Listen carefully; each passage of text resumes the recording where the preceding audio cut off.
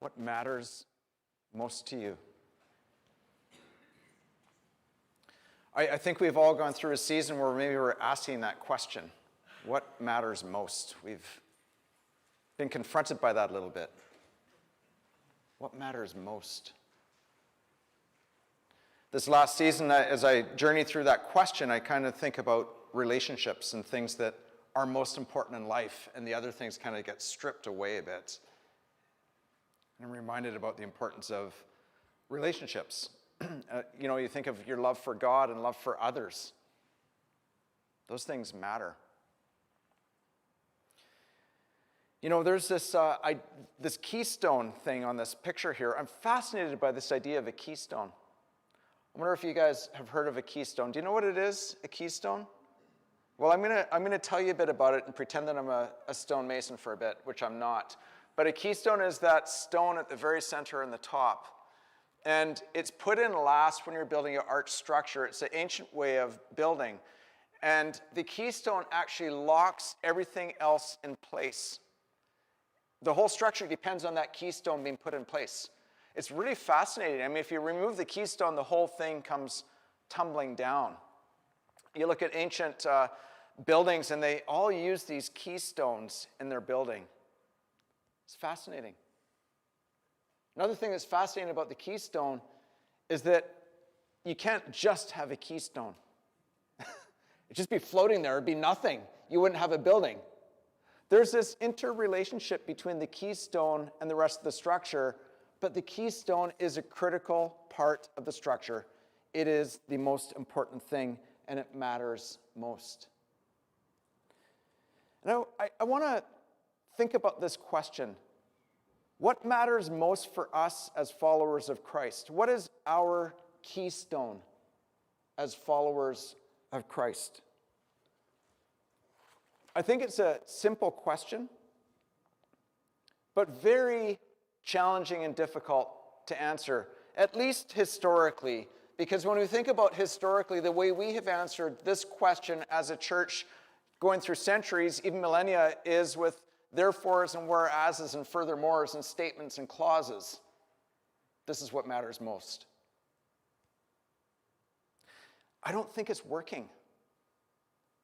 We have over 45,000 Christian denominations in the world. And each of these denominations has their statements full of wherefore, whereases, and furthermores. And each of these denominations think they have the profound claim to the truth, and they are the true Bible-believing church with the right statements and beliefs. And we continue to fragment. 45,000 denominations, it boggles the mind, with each of them thinking that they are the true church. And actually, the tendency isn't to work more together, it's to work less together. There are exceptions. But generally, it's a pulling apart, it's a fragmentation. 45,000. It's left us divided. And it makes me wonder what matters most. These statements, these furthermores, whereases, whereofs, we can call them creeds, dogmas, whatever we want to call them, are important. But what I've noticed when they matter most is they tend to distance us. They create distance between people. They isolate. And they tend to prevent an encounter of a person. So there are discussions about life and relationships and journeying as followers of Jesus Christ, talking about pain and life, things we're going through, and loss. How many people bring a belief statement or a creed to that? Let me just read you this, Dan. I know you're suffering right now. Wherefore, thereof, whereas, you feel better? Okay. When we struggle, when we go through things where we're overcome by brokenness, caring for the poor, struggling to accept one another, and struggling to live together in unity. Sometimes these things are out there and they're theoretical instead of right here in the heart. And I think it can leave us with a feeling that something is missing as we journey through our faith. A sense that something's missing, there's got to be more. And sometimes we feel divided, not united by these things. What matters most? We don't seem to know the answer to that question. The problem is not new. This impulse to distance ourselves from each other with these types of statements started when the church was born. And I think it's a part of our brokenness that we prefer these easy ways to distance ourselves from each other without the real human encounter of coming together and the hard work that that takes. The early church struggled here mightily. Anyone that says they want to be an early New Testament church, I wonder what you're thinking. The scripture today is fundamentally about this divided church that needed to be united, and it was moving in the wrong direction. It was pulling apart. It was moving apart. What matters most? Each group in the early church in Rome thought they knew the answer, but they each had a different answer. So Paul writes this letter to the church in Rome, and we call it the book of Romans. And he is desperate to resolve this issue, because this is what's happening. There's fighting, debating, arguing about who's right and who's wrong, and there's debates about the law. And there is no unity in this church. They don't know what matters most. I want to give you a bit of context for this division in the church. It's really important. There were two groups in this church, two main groups. There were the Jewish Christians, the Jewish believers, and the Gentile believers. And they come together in this early church in Rome around Jesus Christ and his message. To the Jewish believers, they were all about the law and keeping the law. And they wanted the Gentiles to keep the law. But the Gentile believers, they came from this background where they came from pagan religions, and they were the newcomers to this Jesus faith. So you can imagine the friction this created with these two groups together. Arguments. One side says, you need to do this and you need to do that. And the other side says, we just want to follow Jesus. Can it be easy? They were so divided, and they didn't like each other. So the Jewish believers, for them, following the law, being loyal to the law, was the keystone of the faith. That was so important. They wanted the Gentiles to follow a kosher diet. And they wanted the Gentiles to all go and get circumcised. Snippety snap, just like that. Sorry. It was so clear to them that this was the right thing to do. And I don't know that we can downplay this divide, because to the Jewish Christians, these were 10 Commandment level ideas. This was a big deal in their day. I want to say to them, to not follow this was clearly a sin issue. There were no exceptions for the Jewish believers. The Gentiles were sinning and continuing to live in sin. And in this context, it was more than just a kosher diet. The Gentiles were eating food that was sacrificed to idols, and that was even worse. I want you to understand the magnitude of this. To the Jewish believers, they believed the Gentiles were living in continuous sin. And the Gentiles thought, wait a minute, you guys have no freedom in Christ. You are living under the law. They were fighting like cats and dogs. They were divided. I imagine the Jewish believers writing a letter to Paul saying, hey, listen, can you come weigh in on this? Can you set these people straight? We know their theology is a little bit off, and we just want you to set them straight, please. Because we know that Paul himself was an ex-Pharisee. He was a teacher of the law, a Jew himself, and he, of all people, should know that they were sinning. It's so clear. He should just tell them. But Paul doesn't do that. It's actually profoundly instructive for us what he does. Instead of pointing a finger and saying who is right and who is wrong, Paul says something very simple. He says, love matters more. This is his response. We heard it read earlier in Romans 13, verses 8 to 10. I'd like to read it again. Owe nothing to anyone except for your obligation to love one another. If you love your neighbor, you will fulfill the requirements of God's law. For the commandments say, you must not commit adultery, you must not murder, you must not steal, you must not covet. These and other such commandments are summed up in this one commandment. Love your neighbor as yourself.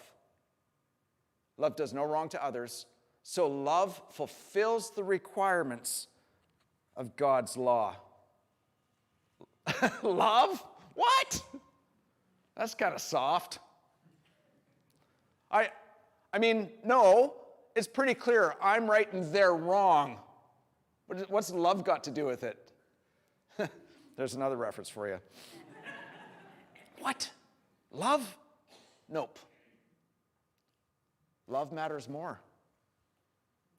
I don't know that it was a satisfying answer for either side. The battle lines were drawn, the camps were entrenched, and they were sure that they were right. They were pointing at each other and calling each other names. You're a sinner because you don't follow the law. You're a sinner because you're legalistic. No, you are. No, you are. That's what they were doing, pointing and accusing. And love? Love your neighbor? That's ridiculous, Paul. Stop being conflict avoidant. It's interesting how he starts this next section. Owe nothing to anyone. Transition is a transition from this section previously about civil debts and repayment, but he does something really interesting. Owe nothing to anyone, and he piggybacks that idea of debt and ownership and says, except owe them love. Love one another. This is something that you owe. This is a law that cannot be violated. It's a sin if you do so. And he uses it to add this idea of obligation of love for one another. Obligation, tied to the previous section. So for Paul, this idea of love is actually a never-ending debt that we can never repay. We will never be in a position where we have loved enough. We will never be in that position. The love debt is never fulfilled. Put it in a positive way, we can always have more love to give. Always. As a believer and a follower of Jesus, we always have more love to give. That's the way Jesus is, that's the way the Trinity is, and that is the new law.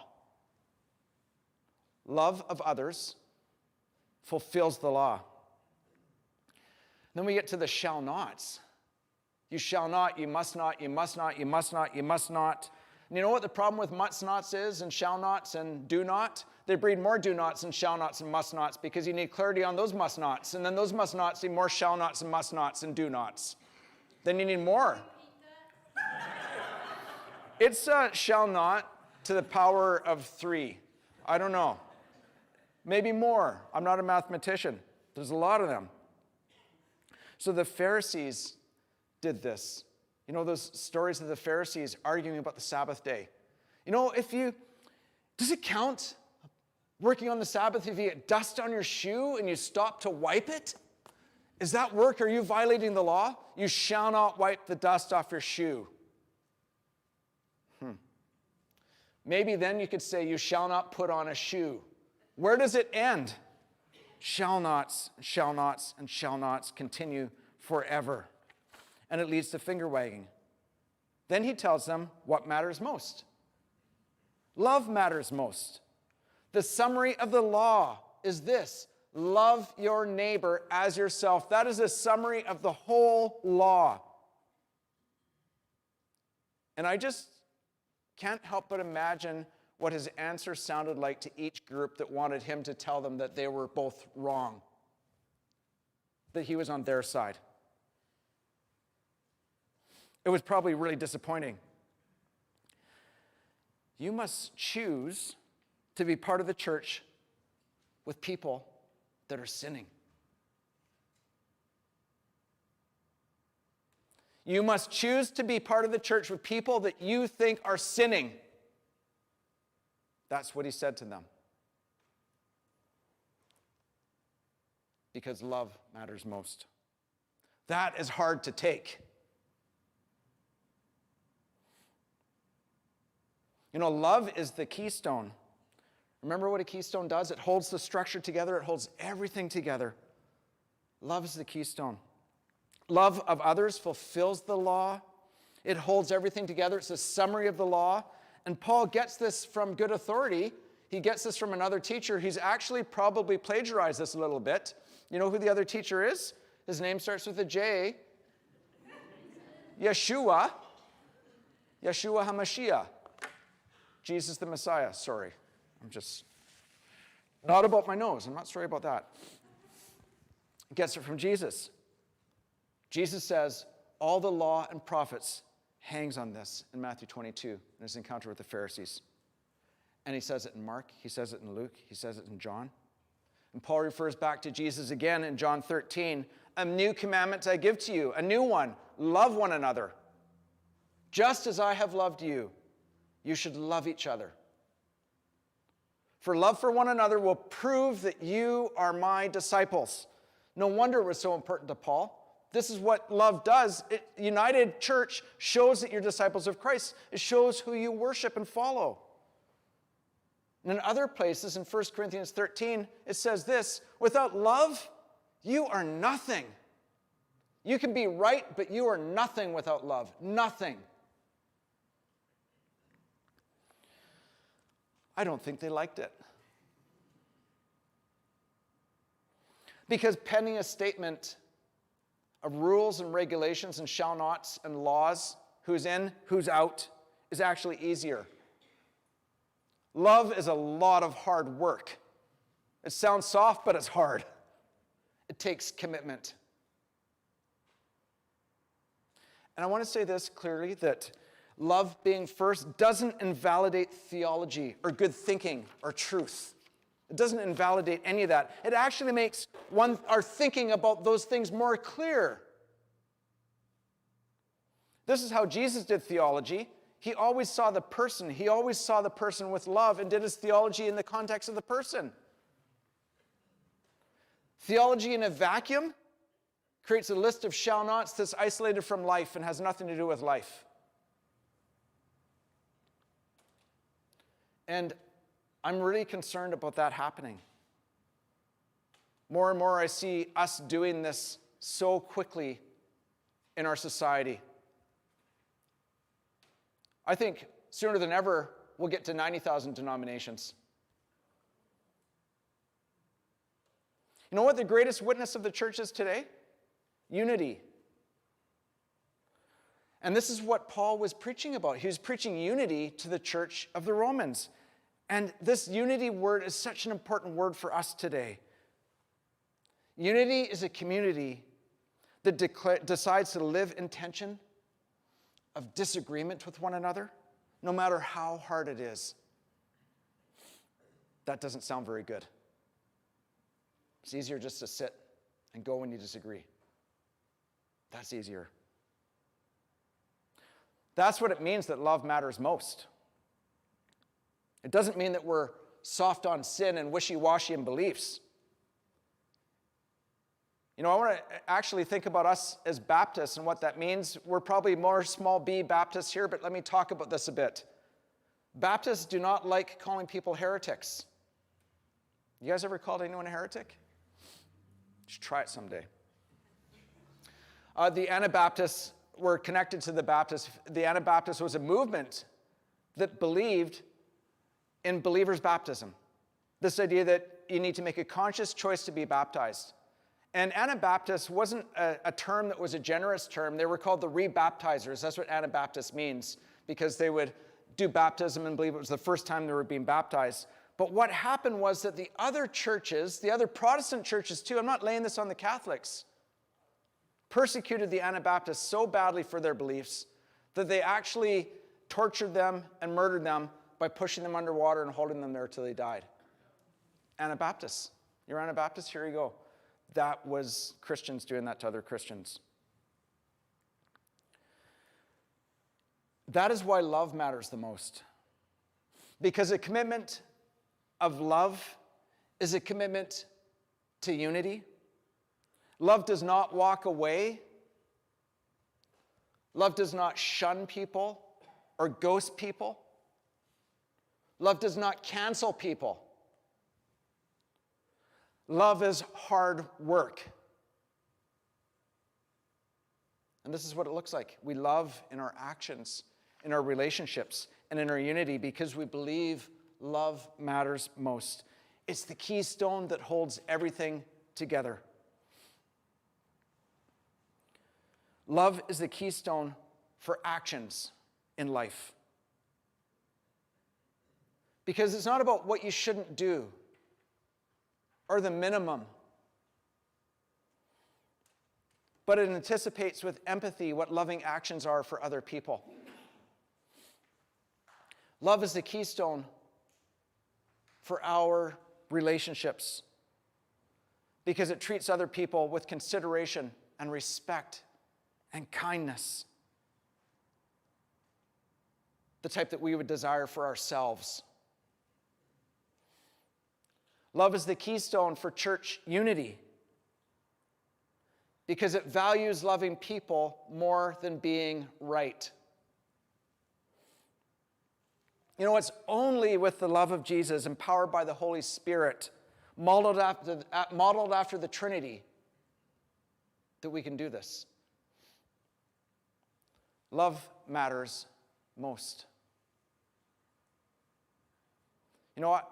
I see the world and I see what's going on, like all of you, and I know that we live in confusing times. It feels overwhelming sometimes. And I actually think the world is a very judgmental place. I think it's fragmented into tribes, and I think it's intolerant of diversity. And I do have hope for the church. I actually think we're on the doorstep of our biggest opportunity. While the world is continuing to cancel, continuing to disown, continuing to condemn and judge, Paul is calling us to unity around love, and it is so relevant for us today for our witness in the world.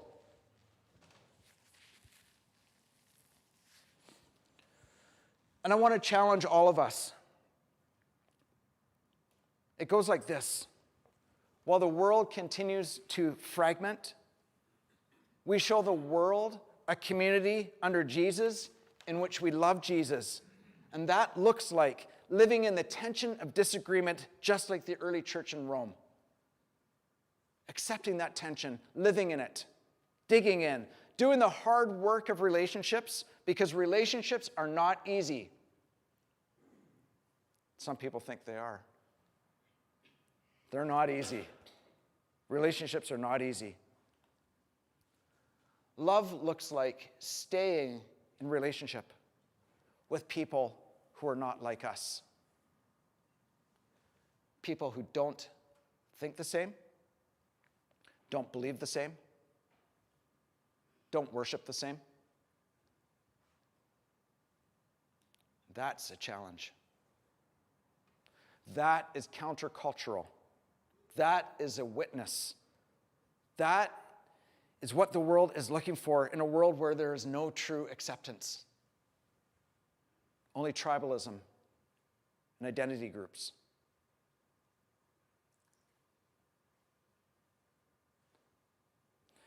And you know what we say to all of that?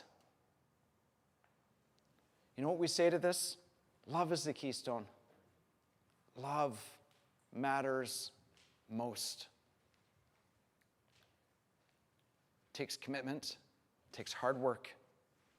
But I think this could be our greatest moment. Love matters most.